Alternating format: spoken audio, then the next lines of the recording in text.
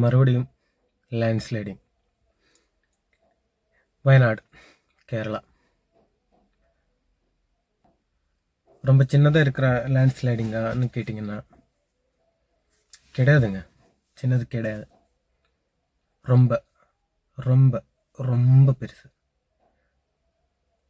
நாங்கள்லாம் இப்போ வெளியில் இருக்கிறவங்கெல்லாம் நினைக்கிறத விட ஒரு 100 மடங்கு பெருசாக தான் இருக்கும்னு சொல்கிறாங்க. இல்லை, பார்த்தாலே தெரியுது, வீடியோஸ் எல்லாம் பார்த்தாலே தெரியுது அவ்வளோ பெருசாக ஒரு ஒரு பிளாஸ்டே நடந்திருக்குன்னு சொல்லலாம். ஒரு ஹெவியான பிளாஸ்ட். முண்டக்காயின்னு சொல்கிற ஒரு ஊர். அன்னைக்கு நேற்று இல்லை முந்தினேத்து, ஒரு ராத்திரி முந்தினேத்துன்னா 29 அன்னைக்கு நைட்டு ஒரு 10 மணி இரவு டைமில் வந்து ஒரு மலைக்கு கொடி உச்சியிலிருந்து ஒரு வாட்டர் பிளாஸ்ட் நடந்திருக்கு.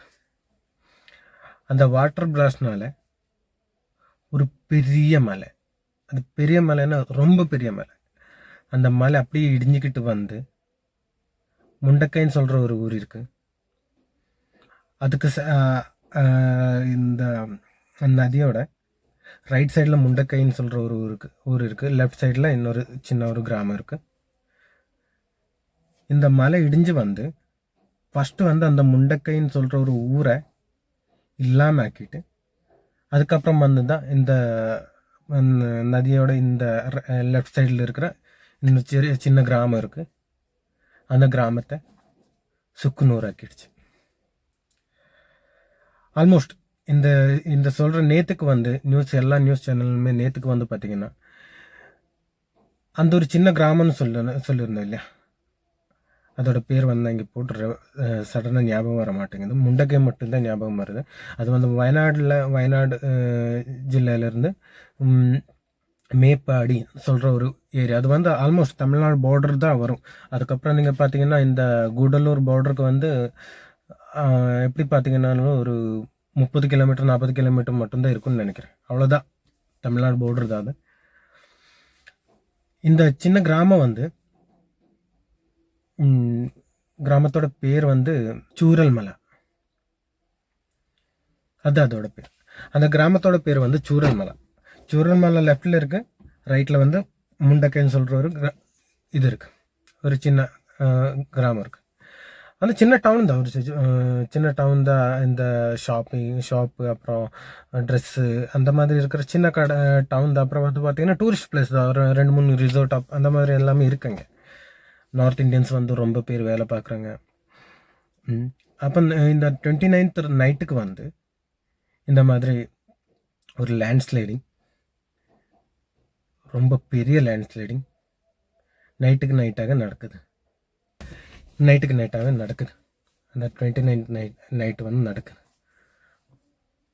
இது வந்து நைட்டே இன்ஃபர்மேஷன் பாஸ் ஆகுது. ஏன்னா இது வந்து ஒரு ஊட்டி மாதிரி இருக்கிற பிளேஸ். இந்த கூடலூர் இல்லாட்டி நம்ம இது இருக்கு, இந்த கொடைக்கானல் மாதிரி ரொம்ப இந்த காட் ஏரியாவில் தான் இருக்குது. இந்த பிளேஸ் வந்து ரொம்ப ஹைட்டில் தான் இருக்கும். அங்கே வந்து இது வந்து இந்த மாதிரி லேண்ட்ஸ்லைடிங் நடந்ததில் நைட்டு ரொம்ப பெரிய நியூஸ் ஆகிடுச்சு. ஆனால் வந்து இங்கேக்கு ரீச் ஆகுறதுக்கு, இங்கேக்கு வர்றதுக்கு ஒரு பாசிபிலிட்டி கிடையாது. யாருக்கும் வந்து அந்த ஸ்பாட்டில் வந்து ரெஸ்கியூ ஆப்ரேஷன்ஸ் எதுவுமே நடக்காது. ஏன்னா அங்கே வந்து நமக்கு வந்து ரீச் ஆகிறதுக்காக ஒரு கேப்பு கூட கிடையாது அங்கே. அவ்வளோ அந்த நைட்டில் வந்து சுக்குநூறு ஆயிடுச்சு 2 ஊர்.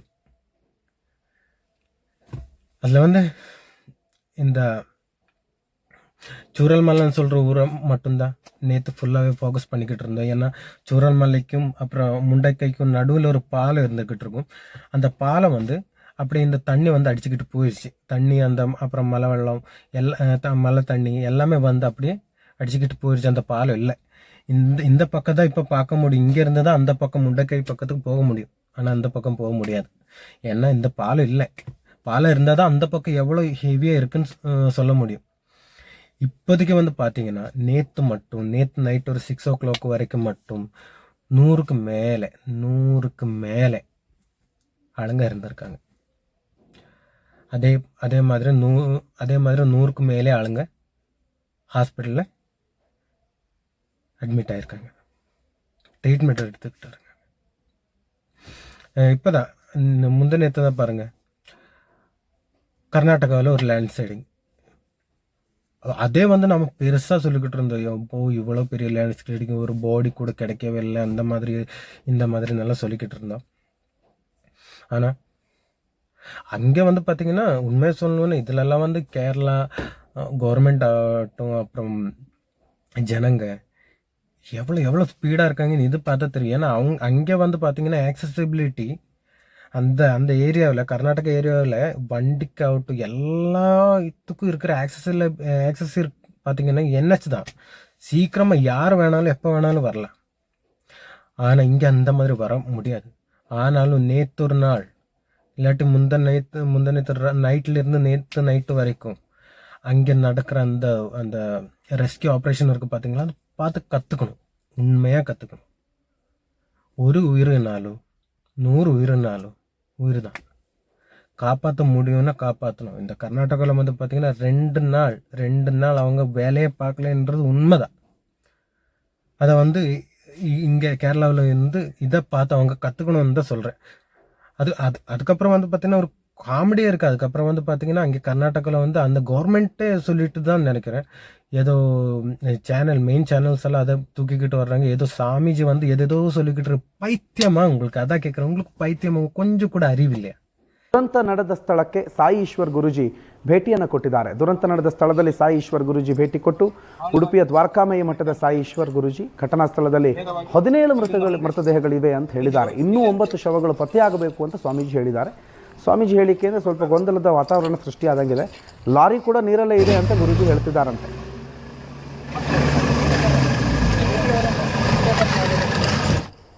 ಪ್ರಾರಂಭವಾಗಿದೆ ಮತ್ತು ಅದು ಯಾವ ದಿಕ್ಕಿಗೆ ಹೋಗಿದೆ, ಎಲ್ಲಿಂದ ಅದು ಏನಿತ್ತು ಅಲ್ಲಿ ವ್ಯವಸ್ಥೆಗಳನ್ನ ಎಲ್ಲವನ್ನ ಎಳೆದುಕೊಂಡು ಯಾವ ರೀತಿ ಹೋಗಿದೆ ಎಂಬುದನ್ನ ಈಗಾಗಲೇ ನಾವು ತಿಳಿಸಿದ್ದೇವೆ. ಹಾಗೇನೆ ಯಾವ ದಿಕ್ಕಲ್ಲಿ ಒಂದು ಮೃತದೇಹ ಇದೆ ಸ್ಥಳೀಯರದು ಅಂತ ನೋಡಿದಾಗ ಆ ಅಂದ್ರೆ ಈ ನೀರಿನ ಮಧ್ಯದ ಒಂದು 22, 22, 23 ಫೀಟ್ ತನಕ ನಮಗೆ ಅದು ಕಾಣ್ತಾ ಇದೆ. ಅಲ್ಲಿಂದು ದೇಹ ಇದೆ ಅಂತ ಕಂಡುಕೊಳ್ಳುತ್ತೆ. ಅಲ್ಲಿಂದ ಟ್ಯಾಂಕರ್ இந்த மாதிரி தான் யாராவது பண்ணுவாங்களா? ஏதோ ஒரு சாமிஜி வர்றாங்க, இந்த மாதிரி இந்த இது இருக்குது, ஏதோ ஒரு 2 துப்பாக்கி மாதிரி ஏதோ காட்டிட்டு இங்கே லாரி இருக்குது, இங்கே பணம் இருக்குது, இந்த மாதிரி இவ்வளோ பேர் போயிருக்காங்க, இவ்வளோ பேர் வந்திருக்காங்க. அப்புறம் ஏன் இவ்வளோ மிலிட்ரி இறக்குனீங்க? ஸ்டார்டிங்கில் இருந்து இந்த சாமியை வச்சு நீங்கள் உங்களுக்கு தேடி இருக்கலாம் இல்லையா? ஏன் இறக்கல? ஏன் வரல இந்த சாமி? கொஞ்சம் கூட காமன் சென்ஸ்ன்றது இல்லை. இவ்வளோ பெரிய கவர்மெண்ட் தெரிஞ்சுதான் இதை பண்ணியிருந்தீங்கன்னா உங்களை விட கேவலமான ஒரு அரசியல்வாதி இல்லாட்டி ஒரு டிசிஷன் மேக்கர் யாருமே இல்லைன்னு தான் சொல்ல முடியும். அவ்வளோ கேவலமாக நீங்கள் எடுத்துருக்கீங்க. என்னங்க அந்த மாதிரி யாராவது பண்ணுவாங்களா? பண்ணுற டைமில் பண்ணணும். அதுக்கப்புறம் வந்து சுவாமிஜி வந்து ஏதோ பண்ணுறாங்க, அதை பார்த்து அப்படியே என்ன பண்ணுற ஒரு கொஞ்சம் கூட அறிவு இல்லையா? போட்டுங்க. அதுக்கப்புறம் வந்து பார்த்திங்கன்னா இங்கே கேரளாவில் வந்து 100க்கு மேலே ஆளுங்க இறந்துருக்காங்க. அதே மாதிரி 100க்கு மேலே ஆளுங்க ட்ரீட்மெண்ட்டில் இருக்காங்க. இன்றைக்கி காலையில் தான் அவங்க வந்து இந்த சூரல்மலையிலேருந்து முண்டக்கைக்கு ஏறியிருக்காங்க. நேற்று பார்த்ததை விட சிச்சுவேஷன் இன்னைக்கு ரொம்ப கொடூரமாக இருக்குன்னு தான் சொல்கிறாங்க. அங்கே வந்து பார்த்தீங்கன்னா எடுத்து கால் வைக்கிறது கூட ஒவ்வொரு பாடிக்கு மேலே தான் சொல்கிறாங்க. அங்கே லோக்கல் சொன்ன 2 வீடியோ தான் இருக்குது சொல்கிறாங்க. நான் இங்கே சைடில் போட்டு விட்டுறேன், அப்படியே பார்த்துக்கங்க. நேற்று இங்கே வந்து 100க்கு மேலே பாடி கிடைச்சிருக்கு. அதுக்கப்புறம் பார்த்தீங்கன்னா இதில் வந்து பெரிய சங்கடம் என்னன்னா, அங்கேருந்து இங்கே லேண்ட் ஸ்லைடிங் ஆன பாடிஸ் வந்து நிலம்பூர் வரைக்கும், நிலம்பூர்னா கூடலூர் பக்கத்தில் ஒரு 50 கிலோமீட்டர் தான் இருக்கும், கேரளா தான். இங்கே നിലമ്പൂരിൽ தான் இந்த ബോഡി റിസീവ് ആകുന്നത്. അത് എപ്പോഴാ ഞാൻ അതിൻ്റെ ഒരു പിക്ചർ ഞാൻ കാണിച്ചു തരുന്നത് ഗൂഗിൾ എർത്തിലാണ്. ഇവിടെയാണ് ആ പുഴയുടെ ഉത്ഭവം. ഇത് കണ്ടോ, ഇതാണ് ഉത്ഭവം. ഇവിടുന്ന് പൊട്ടി വന്നിട്ട് ഈ പുഴ ഒലിച്ചു വന്ന് ഈ കല്ലും മണ്ണും പാറയൊക്കെ കൂടെ വന്ന് ഇതാണ് മുണ്ടക്കൈ. കേട്ടോ, മുണ്ടക്കൈ എന്ന് പറയുന്ന സ്ഥലത്ത് ഈ കാണുന്ന വീടുകളും ഈ പുഴയോട് ചേർന്ന് ഈ കാണുന്ന വീടുകൾ അതൊക്കെ അതിൽ ഒലിച്ചു പോയി. ഇതാ ഇവിടെ കണ്ടോ, ഈ പുഴയോട് ചേർന്ന് എത്ര വീടുകളാണുള്ളത്, ഇതെല്ലാം പോയി നേരെ വന്ന് ഇതാണ് ഇപ്പോൾ നമ്മൾ ന്യൂസിൽ കണ്ടുകൊണ്ടിരിക്കുന്ന സ്കൂള്, ആ മരം, ഇതൊക്കെ. ഇതിൽ ഈ ക്രോസായിട്ട് കാണുന്ന ഈ ബിൽഡിംഗ് മാത്രമാണ് ഇപ്പോൾ അവിടെ നിലനിൽക്കുന്നത്. ബാക്കി ഇവിടെ ഇത് മൊത്തം പോന്നു. ഇതാ ഈ കാണുന്നതാണ് അവിടെ ഒലിച്ചുപോയ പാലം. ആ പാലം, ഇതാ ഈ കാണുന്ന അമ്പലം, ഇതെല്ലാം പോയി. ഇത് പോയി അവിടുന്ന് നേരെ വന്ന് ഇതുണ്ടോ പുഴ വരുന്ന വരവ് കണ്ടോ, ഇതിലേ വന്ന് ഇതാ ഇവിടെയാണ് സൂചിപ്പാറ വാട്ടർഫോൾസ്. ഇത് കണ്ടോ, ഈ സൂചിപ്പാറ വാട്ടർഫോൾസ് ഇതാ അങ്ങോട്ട് ചാടിയിട്ട് നേരെ അങ്ങോട്ട് കണ്ടോ, താഴേക്ക് ആ ചാല് പോകുന്നത് കണ്ടോ. ഇതിലേ പോയി ഇവിടുന്ന് ഇങ്ങനെ പോയിട്ട് ഇതാ ഇത്രയും കിലോമീറ്റർ, പോത്തുകല്ല് കാണുന്നുണ്ടോ, ഇതുണ്ടോ, ഇത്രയും കിലോമീറ്റർ ഒഴുകി പോയിട്ടാണ് ആ ബോഡികൾ കിട്ടിയിട്ടുള്ളതെന്ന് പറഞ്ഞാൽ അതിൻ്റെ ഒരു ദുരന്തത്തിൻ്റെ വ്യാപ്തി എന്താണ്. അത്ര ദൂരം ആണ് ബോഡി ഒഴുകി പോയിട്ടുള്ളത്. നമുക്ക് ചിന്തിക്കാൻ പോലും പറ്റാത്തത്ര ദുരന്തമാണത്. ഇനിയും എത്ര ആൾ കിട്ടാനുണ്ട് എന്നുള്ളതാണ്. இந்த லேண்ட்ஸ்லைடிங் ஆன அங்கிருந்து ஒரு வாட்டர் ஃபால்ஸ் இருக்கு, ஒரு சூஜி என்னமோ சொல்லி ஒரு வாட்டர் ஃபால்ஸ் இருக்கு. அந்த வாட்டர் ஃபால்ஸ்லேருந்து கீழே விழுந்து அது அப்படியே டைரெக்டாக போய் நிலம்பூர் நதியில், சாலியார் நதியில் வந்து பாடி கிடைக்கிது. ஆல்மோஸ்ட் 120 கிலோமீட்டர்ஸ், 120 கிலோமீட்டர் வரைக்கும் லாங்காக இந்த பாடி அப்படியே மிதஞ்சிக்கிட்டு இங்கே வந்து நிலம்பூரில் வந்து கிடைக்கிது. அது பாடி கிடைக்கிறதும் இல்லை, பாடி பார்ட்ஸ் மட்டும்தான் கிடைக்கிது நிறையா. அதுக்கப்புறம் வெறும் பாடி மட்டும்தான் கிடைக்கிது, பார்ட்ஸ் கிடைக்க மாட்டேங்குது. ரொம்ப கொடூரங்க, ரொம்ப கொடூரமான விஷயம். ரொம்ப இயற்கை எங்க நம்ம சுத்தமாக சொல்கிறோம், யாரையும் நம்பக்கூடாது, எதுவும் நம்பக்கூடாதுன்னு. ஒன்றுமே நம்பக்கூடாதுங்க. ஏது எப்போ மாறும், ஏது எப்போ ரியாக்ட் பண்ணும் ஒன்றுமே தெரியாது. ஏன்னா இந்த மாதிரியெல்லாம் ரியாக்ட் பண்ணும்போது பாருங்க, அதில் என்ன தெரிஞ்சிருக்க, என்ன பண்ணியிருக்காங்க அவங்க. என்னமோ ஏதோ கஷ்டப்பட்டு ஊரில் போய் அது பண்ணி இது பண்ணி பொழைச்சிக்கிட்டு இருக்காங்க, ஒரு வீடு அது இதெல்லாம் சொல்லி. முந்த நேற்று 10 மணி வரைக்கும் உயிரோடு இருந்தாங்க, மறுநாளை பார்க்கும்போது உயிரோடு இல்லை. அதில் உயிரோடு இருந்தவன் பார்க்கும்போது அவங்களோட வீடு இல்லை. ஒரு ஸ்கூல் இருந்துச்சு, ஸ்கூல் ஃபுல்லாகவே மூடிருச்சு. ஸ்கூல் கிரவுண்டு வந்து இப்போ தண்ணி ஓடிக்கிட்டு இருக்கு. இந்த நதி வந்து அதோட ரூட்டை விட்டு வேற ரூட் எடுத்து ஓடிக்கிட்டு இருக்கு. இதுக்கு முன்னாடி நிலம்பூரில் இதே மாதிரி தான் இருந்துச்சு. அதோட நதி இதே மாதிரி ஒரு லேண்ட் ஸ்லைடிங், அதில் வந்து ஒரு 60 சம்திங் ஏதோ ஒன்று அப்படி ஏதோ அங்கேயே இருந்திருந்தாங்க. அதுவும் இதே மாதிரி தான், நதி வந்து அதோட ரூட்டே சேஞ்ச் பண்ணிருச்சு. இதே மாதிரி தான் லேண்ட் ஸ்லைடிங். அதுக்கப்புறம் வந்து பார்த்தீங்கன்னா இடுக்கி, பெட்டிமுடி, அங்கேயும் இதே மாதிரி தான். அங்கே வந்து 80+ என்னமோ லேண்ட் ஸ்லைடிங்கில் மட்டும் கண்டினியூஸாக பார்த்தீங்கன்னா ஒரு 4-5 வருஷத்தில் வந்து நிறைய உயிர்கள் கேரளாவில் போய்கிட்டு இருக்கு இந்த லேண்ட் ஸ்லைடிங்கில் மட்டும். ரெஸ்கியூ ஆப்ரேஷன் வந்து நேற்று வந்து ஏர்லிஃப்ட் பண்ணாங்க நிறைய பேர்த்து. அதில் வந்து நீங்கள் என்ன வேணும்னு சொல்லுங்கள், அதில் வந்து நம்ம இந்தியன் ஆர்மியோட பவர் வந்து அவங்க காமிச்சாங்க. ஏன்னா ஒரு வண்டி கூட அங்கே ரீச் பண்ண முடியாத இடத்துல வந்து ஹெலிகாப்டர் லேண்ட் பண்ணாங்க இந்தியன் ஏர்ஃபோர்ஸ். அப்புறம் நிறைய பேர் அங்கேருந்து ஏர்லிஃப்ட் பண்ணாங்க. அதனாலே நிறைய பேர் உயிரோட வந்திருக்காங்க. அதான் நான் சொன்னேன் இல்லை, இந்த ரெஸ்கியூ ஆப்ரேஷன் எந்த மாதிரி இருக்கணும், எந்த மாதிரி அதில் கவர்மெண்ட் இல்லாட்டி எந்த மாதிரி அதில் ஊர் ஜனங்க இல்லாட்டி எந்த மாதிரி அதில் போலீஸ், எந்த மாதிரி மிலிட்ரி, எந்த மாதிரி அதில் இன்வால்வ் ஆகணும்னு பக்காவாக கிளியராக நீட்டாக பண்ணிக்கிட்டு இருக்காங்க கேரளாவில். பார்த்து கற்றுக்க வேண்டிய விஷயந்தான்.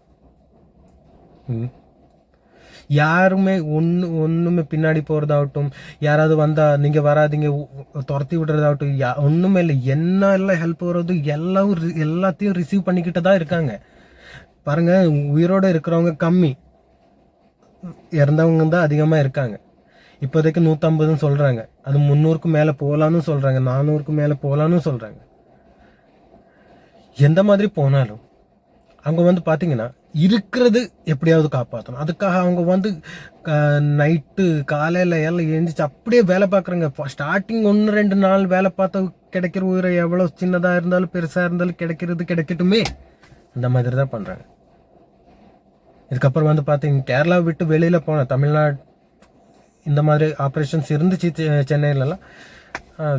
தண்ணியே இருந்ததில். ஆனாலும் நான் என்ன சொன்னாலும் இந்த ரெஸ்கியூ ஆப்ரேஷன்ல வந்து கேரளா வந்து ரொம்ப ரொம்ப டாப்பில் தான் இருக்காங்க. ஏன்னா அவங்க வந்து எல்லா சைடில் இருந்த அந்த சப்போர்ட்டிங் இருக்குங்க பார்த்தீங்களா, அங்கே லோக்கல்ஸாக இருக்கட்டும், இப்போ வெளியில் இருந்த ஜனங்களாக இருக்கட்டும், எல்லாருக்கும் என்னென்ன அவங்களுக்கு என்னென்ன தெரியுமோ அதை யூஸ் பண்ணிட்டு அவங்க ரெஸ்கியூ பண்ணிக்கிட்டு இருக்காங்க. யாருமே அங்கே சும்மா நிற்கல. இங்கே வந்து பார்த்தீங்கன்னா சாமிஜியை கூட்டிட்டு வர்றாங்க. 2 நாள் ஒன்றுமே பண்ண மாட்டேங்கிறாங்க.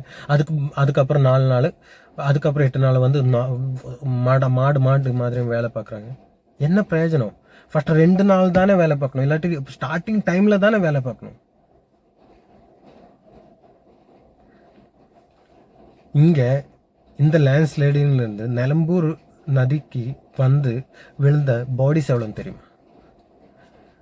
ஆல்மோஸ்ட் 50க்கு மேலே பாடி அந்த மாதிரியே விழுந்திருக்கு. பாடி அப்புறம் பாடி பார்ட்ஸ், யாரோட பாடி இது, யாரோட பார்ட்ஸ் இதுன்னு கூட தெரியாது. மழையை விட கண்ணீர் தான் அதிகமாக இருக்கு கேரளா. பாருங்க, எல்லா கேரளா பீப்புளுக்கு மட்டும் இல்லை, எல்லாருக்கும் சொல்கிறேன், மழை வண்டி மெதுவாக ஓட்டுங்க, பார்த்து கேர்ஃபுல்லாக இருங்க. பெரிய பெரிய ஆபத்தில் வந்துக்கிட்டு இருக்கு. முடிஞ்சா இந்த மாதிரி ஏரியாவில் இருக்கிறவங்க எல்லாம், இந்த மாதிரி மலைப்பகுதியில் இருக்கிறவங்க எல்லாம் இந்த ஹெவி மழை டைமில் வந்து கொஞ்ச நாளைக்கு இந்த ஃபேமிலி வீட்டுக்கு அந்த மாதிரி மாற்றி கொஞ்ச நாளைக்கு மழை கொஞ்சம் கூலாகிற வரைக்கும் அப்படி போகிறதா இருந்தால் நல்லா இருக்கும்னு நினைக்கிறேன். எந்த ஏரியாவாக இருந்தாலும் நார்மலாக இந்த ஏரியா ஒன்று ஆகுது அந்த மாதிரி நினைக்கவே கூடாது. எந்த ஏரியா வேணாலும் எப்போ வேணாலும் எதுவும் ஆகலாம். பாருங்க, பார்த்து சேஃபாக இருங்க.